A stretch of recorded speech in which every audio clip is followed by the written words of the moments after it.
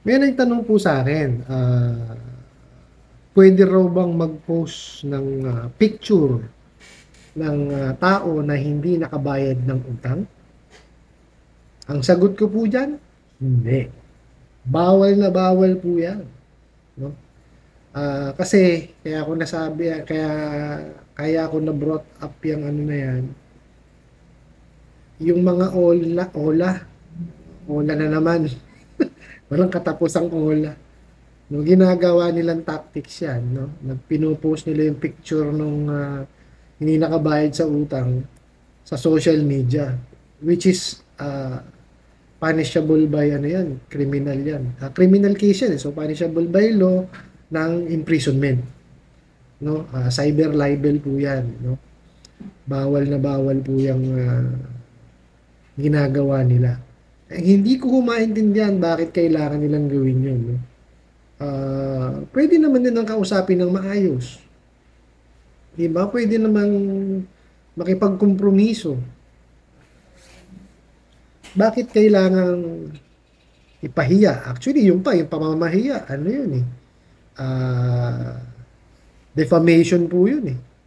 Oral defamation, papahiya ka, ah, mumurahin ka. That's oral defamation po. So, tapos, for example, ano pa, meron pa yung paninirang puri, yung ano, yung regular na libel, ginagawa rin nila yun. Kaya patong-patong ho po pwede ikaso sa mga ano eh, sa mga OLA. Kaya wag ho kayong matakot, no. Paglaban niyo yung karapatan niyo.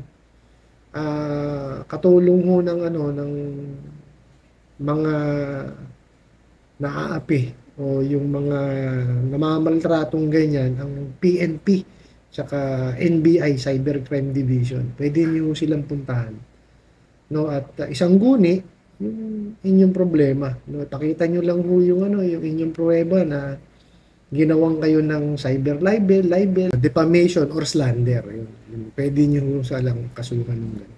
Tutulungan naman po kayo kasi tinatrabaho na ho talaga ng PNP tsaka ng NBI yung mga salbahe na ah, OLA, no? Kasi yun nadadamay pati yung ano eh, yung mga matitinong lending companies eh. Pati ho sila nadadamay talaga. Ah, Kaya dapat na ho talagang ano, mapuksa, no? So, I hope meron ho kayong natutunan sa video na ito kahit na may silang, no? Maraming salamat sa pagsuporta. Yun lang.